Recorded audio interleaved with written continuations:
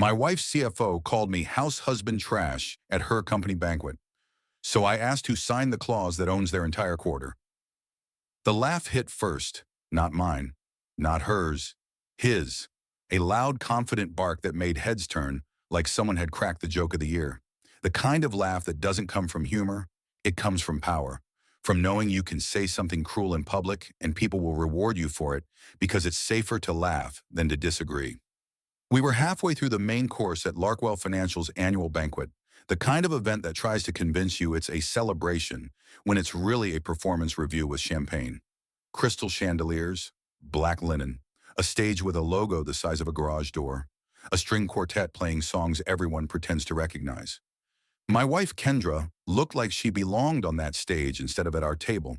Sleek black dress, hair pinned perfectly, a calm smile that only showed up when she was around people who could help her career.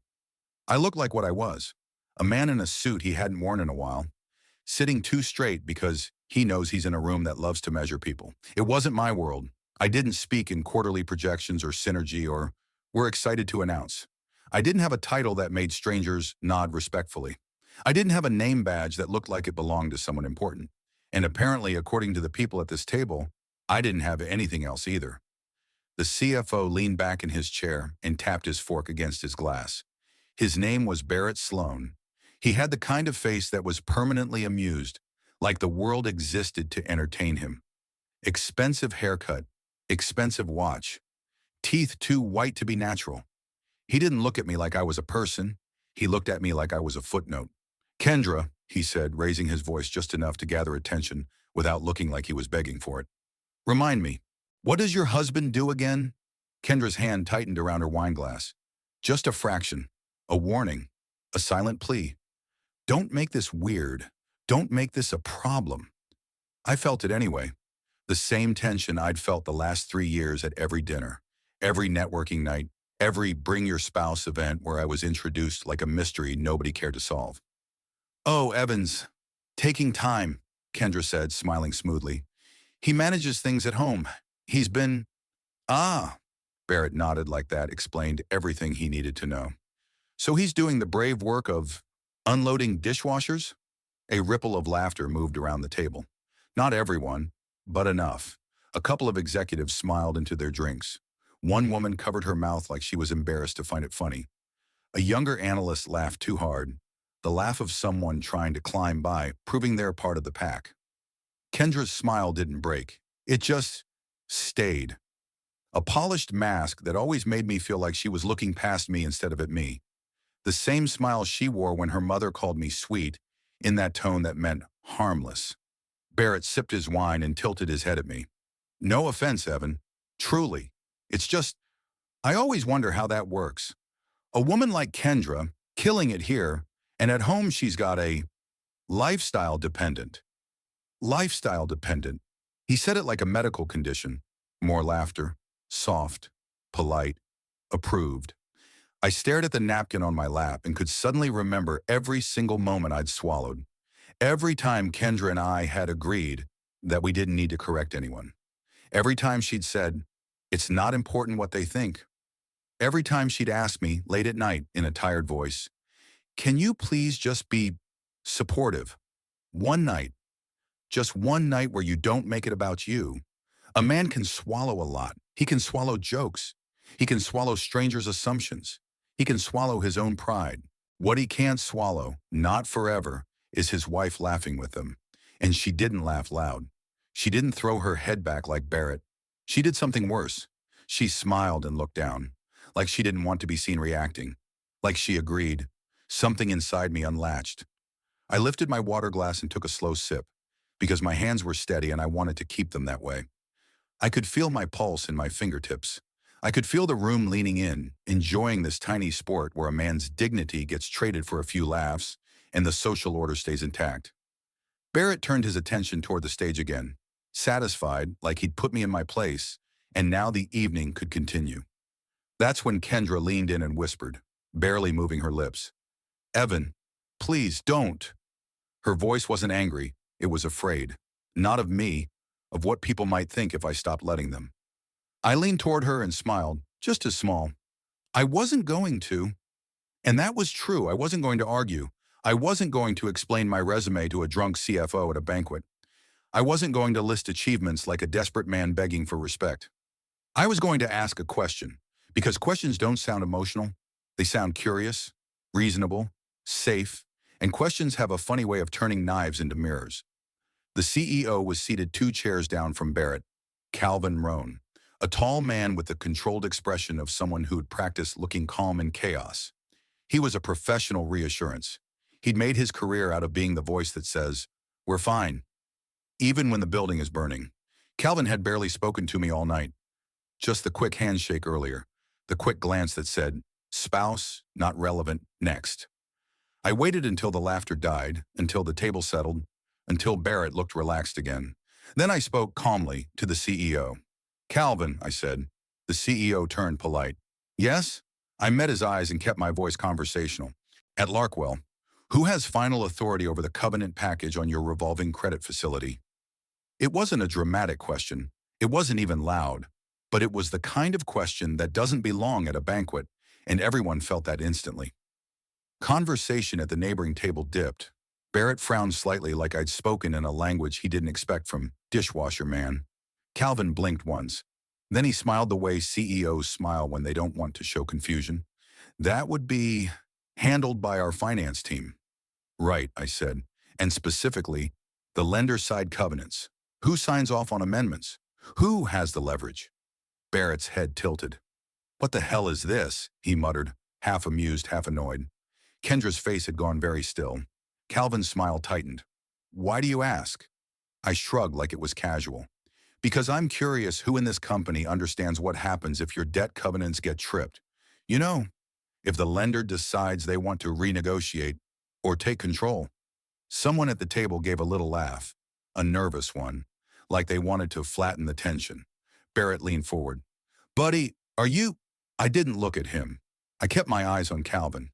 "Calvin," I said, "do you remember the addendum your board signed 18 months ago?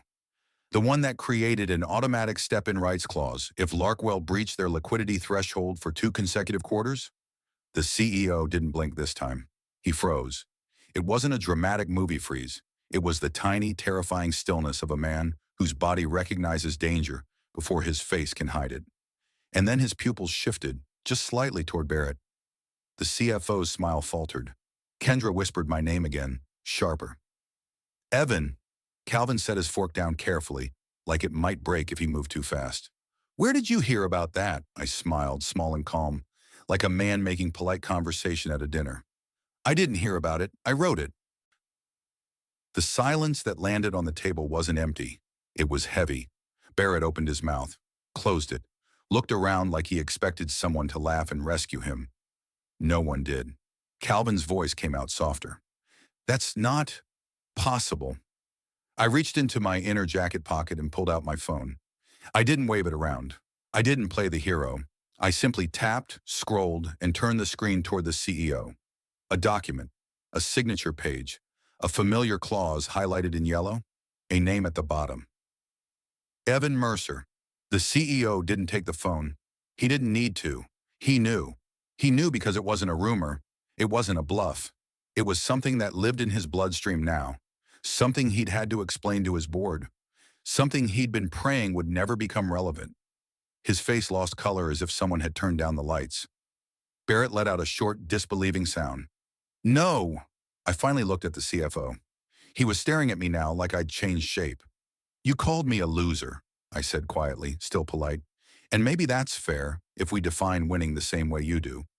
But I'm wondering, how does it feel to laugh at someone in public when that someone wrote the clause that can decide whether you keep your job?" Barrett's throat moved. He swallowed. His face had gone shiny with sweat. Kendra's wine glass trembled slightly in her hand. Calvin inhaled slowly, recovering just enough to speak. "Evan, Mercer. As in Mercer Strategic?" I nodded. "As in the firm your board quietly hired when your lenders were ready to carve this company into pieces." Barrett's voice cracked. "What the hell are you doing?" I leaned back and folded my hands. Calm, controlled. "The same thing you're doing," I said, "just with better information." The table looked like a still life painting of panic. The executives who'd laughed a minute ago now wouldn't meet my eyes.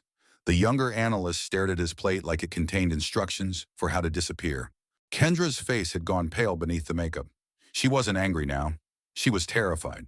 Because the truth wasn't just that her husband knew things. The truth was that she didn't. And in her world, not knowing is the most humiliating thing that can happen. Calvin leaned closer, lowering his voice as if the chandelier might be listening. Evan, can we talk privately? Of course, I said. Barrett shot to his feet too quickly, his chair scraping. No, this is... Calvin cut him off with a look so sharp it could have been a blade. Barrett, sit down. The CFO sat, not because he wanted to, because he was suddenly very aware of hierarchy. Calvin stood adjusting his jacket, trying to look like he was simply stepping away for a quick conversation. Evan, he said, right this way. I stood slowly, and for the first time all night, I looked at Kendra. She stared at me as if she'd been married to a stranger. Her lips parted. Evan, why didn't you tell me? It was the most honest thing she'd said all evening. Not, I'm sorry. Not, are you okay? Not, that was wrong. Just, why didn't you tell me? I held her gaze and felt something in me settle into place. I did, I said quietly, just not in the language you respect. Then I followed the CEO away from the table, while the room buzzed behind us like a disturbed hive. And every step I took across that ballroom felt like walking through the wreckage of the version of my marriage that had been built on silence. The private lounge off the ballroom smelled like leather chairs, expensive scotch, and the kind of panic that only shows up when a man realizes the floor beneath him was never his. Calvin Rohn closed the door behind us and didn't bother with small talk. Okay, he said, voice low. Who are you really? I laughed once, quietly. I'm a husband who got tired of being treated like a charity project. Calvin exhaled, rubbing his temple. Evan, I'm not trying to insult you, but you understand what you just did out there. I do, I said. I asked a question. You answered with your face. He flinched, like that was too accurate. Calvin paced once, controlled steps. If you're Mercer Strategic, why are you sitting at my banquet as someone's plus one? Because my wife works here, I said, and because for the last 3 years, that fact has mattered more to her than who I am. Calvin stopped. Kendra doesn't know? No, I said. And that's the point. He stared at me for a long moment. You wrote the step-in clause. Yes. And the board signed it. Yes. And you're here now because, I looked at him, because your CFO decided to make sport of my marriage, in public, with my wife laughing along. Calvin's jaw tightened. Barrett's an idiot. Barrett is a symptom, I corrected. A culture like yours doesn't happen by accident. It happens when disrespect is profitable. Calvin's eyes narrowed. Are you threatening me? I shrugged. Depends on what you call a man finally refusing to be humiliated. He watched me carefully. You want something. I almost admired that. CEOs always assume everything is a negotiation. They can't imagine a moment that isn't transactional. I want you to understand, I said, that I'm not interested in money. Mercer Strategic makes more in a month than Larkwell's entire PR team wants you to believe you make in a year. Calvin's mouth tightened again. Then what? I leaned forward slightly. I want you to clean your house, starting with Barrett. Calvin didn't answer immediately. He didn't say no. He didn't say yes. He did the CEO thing, calculating cost, benefit, optics, fallout. You don't get to make HR decisions, he said finally, even if you wrote a clause. The company isn't a toy you can pick up when you're angry. You're right, I said. It's not a toy, it's a machine. And it's currently run by people who think cruelty is comedy. Calvin's voice went colder. If you know our covenants, you know our liquidity. If you're here to destabilize us, I'm here because you're already unstable, I cut in. Your CFO doesn't laugh like that unless he believes he's untouchable. Men who are accountable don't treat spouses like punching bags. Calvin's nostrils flared. He didn't like hearing that because it sounded true. Then he asked, what do you want from Kendra? That question hit harder than his threat, because it wasn't about business at all. I stared at him, and for the first time since the ballroom, my voice dropped. I want my wife to look at me like I'm her partner, I said. Not her prop. Calvin's face softened a fraction. That's, not something I can fix. No, I agreed. But you can fix your company, and I can fix my life. The door opened quietly. Kendra stepped inside. Her eyes were wide, glossy, like she'd been running on adrenaline. She looked smaller without the stage lights, like the power she wore in public was something she had to carry, and it was heavy. Calvin held up a hand. Kendra, Don't, she snapped, then immediately looked surprised at her own tone. She turned her eyes to me. Evan, what is this? Calvin retreated tactically, as CEOs do when the danger turns personal. I'll give you two a moment, he murmured and slipped out. The door clicked shut. Kendra stared at me like I was an equation she couldn't solve. Mercer's strategic, she said. That's you. Yes. Her voice shook. Why didn't you tell me? I held her gaze. I did. I told you the day I resigned from my last role. I told you I was going to consult quietly and step back. You said you were tired, she argued. You said you didn't want the stress. That's true, I said. I didn't want the stress. I wanted a marriage. Her face twisted. So you hid it. You made me look stupid in front of everyone. I blinked slowly. You're worried about looking stupid. What do you want me to worry about? She snapped. This is my job, my reputation. I'm in the middle of a promotion cycle and now everyone thinks I don't even know my own husband. I watched her and there it was, the priority list.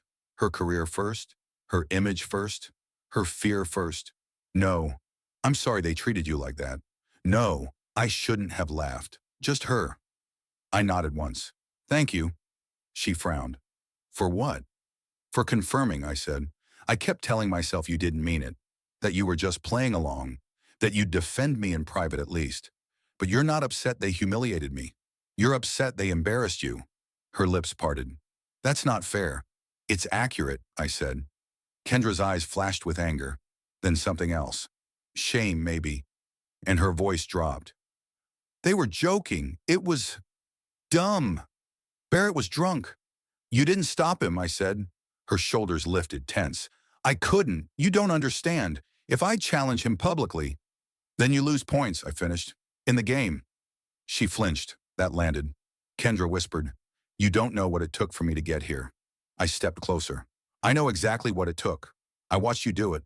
I supported you. I carried the home so you could carry the ambition. Her eyes glistened. Then why do this now? I looked at her and felt the ache of 15 small betrayals that didn't look like betrayal in the moment. The jokes, the introductions, the way she'd say Evan's just at home, like my existence was a pause in her story. Because tonight, I said, you laughed. Kendra's face crumpled for a split second. I didn't. You did, I said gently. Not out loud, but you did, and I felt it. Her throat moved. She swallowed. I didn't know what to do. Defend me, I said simply. That's what you do. Kendra wiped under one eye quickly, angry at the tears. You think it's that simple? It is, I said. She stared at me, and in her eyes I saw something I hadn't seen in a long time. Fear that wasn't about status. Fear of losing me. Evan, she whispered, are you leaving? The question hung there, heavy. I thought about the drive home, about our kitchen, about the quiet routine I'd built. Coffee ready, bills paid, repairs handled, the invisible labor that kept her life smooth while she climbed. I thought about the way she'd looked at me when Barrett laughed, like I was supposed to take it, and I realized something bitter and clean. She didn't love my strength. She loved my silence. I don't know, I told her truthfully, but I know I'm done being laughed at in my own life. Kendra breathed in shakily. What happens now? I stepped back. Now you go back out there, and you tell your colleagues something. Her eyebrows pulled together. What? That I'm not your dependent, I said. That I'm your husband, and they will treat me with respect, or they can find new jobs. Her mouth opened, then closed. That's insane. No, I said, it's basic. Kendra stared at the door, as if the ballroom beyond it was a battlefield. Then she whispered, if I do that, I'll look weak, emotional. I nodded slowly. And if you don't, you'll look exactly like what they already think you are. She swallowed again. Finally, she said, barely audible, okay. And I could tell that okay cost her something. We walked back toward the ballroom together, and for the first time all night, Kendra didn't cling to her corporate smile. She held her head up like a woman who was about to decide which life mattered more. The ballroom was louder when we returned. but it was the kind of loud that sounded forced. People were laughing too brightly, talking too fast, pretending the tension hadn't cracked the evening in half. I could feel eyes tracking us, not curious now, but wary. Barrett was still at the table. He wasn't laughing anymore. His posture had changed, less swagger, more stiffness, like his suit suddenly weighed 100 pounds. Calvin had taken his seat again, expression controlled, watching everything like a man monitoring a delicate negotiation he didn't fully control. He caught my eye for a second and gave a tiny nod. Not friendly, not hostile, just acknowledgement. I understand the threat. Kendra walked to the table first. She didn't sit. That alone made the people closest to us quiet down. Executives are trained to detect social danger. A woman standing at a formal table is danger. Barrett looked up, eyebrows raised, forcing a smile that didn't reach his eyes. Kendra, she didn't let him finish. Barrett, she said, voice calm, clear, you owe my husband an apology. The table went still. A nearby table quieted too, like the room had inhaled. Barrett blinked, then laughed once. A little puff, a reflex. Come on, it wasn't funny, Kendra said. The words were simple. The impact wasn't. Barrett's smile faltered. He glanced toward Calvin as if the CEO might save him with a joke or a distraction. Calvin didn't move. Kendra continued steady. You insulted my husband publicly. You implied he was a burden, and I let it slide. That was my mistake. My stomach tightened at that. The admission out loud. In her world, public admission is blood. Barrett's face darkened. Kendra, you're being dramatic. Kendra's eyes went hard. No, I'm being clear. Apologize. Barrett's jaw worked. For a second, I thought he'd refuse out of pure ego. But then his gaze flicked toward me, and something in his face shifted. The recognition that I was not a joke, not a prop, not a safe target. His voice came out strained. Evan, I apologize. It was the kind of apology that tastes like metal. Bitter. Forced. But it was an apology. Kendra didn't sit yet. She turned her eyes to the rest of the table. And for anyone else, she added, who thinks my husband's value is measured by what you can see, you're wrong. And if that's the culture at Larkwell, then we have a bigger problem than one drunk comment. A few people looked down. A few looked away. One woman's face softened with something that might have been relief, like she'd wanted someone to say it for years. Barrett's face was flushed. Calvin finally spoke smoothly. Thank you, Kendra. That's not finished, Kendra cut in, then seemed surprised at herself again. She swallowed. My husband isn't my dependent. He isn't my accessory. He's my partner. And if you can't respect that, you can respect the fact that he is someone you need to take seriously. Barrett's mouth opened, closed. Kendra sat down. The room's noise restarted slowly, awkwardly, like a machine struggling back to life after a power surge. Kendra's hand reached under the table and found mine. Her fingers were cold. She whispered without turning her head. I did it. I squeezed her hand lightly. You did, her voice trembled. I hate that I didn't do it sooner. I didn't answer right away because truth is complicated when it's late. The banquet limped along after that. Awards were handed out. Speeches were made. People clapped too loudly, desperate to push the moment into the past. But the air had changed. The hierarchy had been shaken, and every executive in that room was recalculating where I stood. When the final applause died and the crowd began to break into smaller circles, Calvin approached our table again, this time alone. The CEO's smile was back, but it was thinner, cautious. Evan, he said quietly, can we talk next week? I'd like to understand your concerns about culture. I held his gaze. You should talk to your employees. They've had concerns for years. Calvin nodded, jaw tight. We will. Barrett didn't come near us again. He hovered with a small group of executives near the bar, watching like a man waiting to see if a bomb goes off. We left early. In the car, Kendra stared out the window, silent for most of the drive. The city lights streaked across her face like passing shadows. I didn't rush her. Some realizations need room. Finally, as we turned onto our street, she spoke. Do you really have the power to take control of Larkwell? I kept my eyes on the road. I have leverage, enough to protect myself. Kendra swallowed. And you didn't tell me because you wanted to see who I was without it. I glanced at her briefly. Yes, her voice broke. And I failed. I parked in the driveway, turned off the engine, and for a moment neither of us moved. I don't know what to do, Kendra whispered. I've been living like my worth is measured by what I achieve, and everyone around me reinforces it.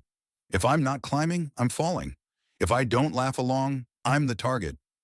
I stared forward at our front door, the quiet life I'd built, the life she'd been too busy to look at closely. You didn't fail because you're ambitious, I said. You failed because you forgot that love isn't a ladder. Kendra's shoulders shook. She wiped her face quickly, angry at the vulnerability. I didn't forget. I got used to you being strong, and I started to believe you didn't need me to protect you. I looked at her then. Everyone needs their person. She nodded slowly, tears slipping anyway. Are you leaving? I breathed in and let it out. Here's the part nobody likes in stories like this. Revenge is clean. Marriage is messy. I'm not leaving tonight, I said, but I'm not going back to the old rules. Kendra nodded like she understood the boundary, even if it scared her. What are the new rules? She asked. I answered gently, because the gentlest truths are sometimes the hardest. You respect me in public and in private, I said. You don't trade my dignity for acceptance. You don't introduce me like I'm a gap in your story. And when someone mocks me, you don't look down and smile. You look them in the eye and you stop it. Kendra swallowed and nodded again. Okay. And I stopped hiding, I added, not because I need people's approval, but because secrecy turned our marriage into a stage. You were performing, I was disappearing. That ends. Kendra stared at me for a long time, then whispered, I want to fix this. I nodded slowly. Then we start with honesty. We walked into the house together. The next morning, I woke up to a message from Calvin Rohn, a single sentence. We need to discuss the covenant package immediately. And for the first time in a long time, Kendra didn't read over my shoulder with jealousy or fear. She made coffee, set a mug next to mine, sat down across from me like we were on the same team. I'm coming with you, she said. I raised an eyebrow. To a meeting with the CEO? To your life, she corrected softly, if you'll let me. I stared at her for a moment, then nodded once. Then don't laugh at me again, I said. Kendra's eyes held mine, steady now. I won't. And for the first time, that promise sounded like it came from a wife, not a coworker trying to manage optics. Some people think power is the moment you humiliate someone who tried to humiliate you. They're wrong. Power is the moment you stop accepting a life where the people who should love you treat you like a punchline. And if the room learns to respect you after that, good. But the one person who matters most is the one sitting beside you when the laughter dies.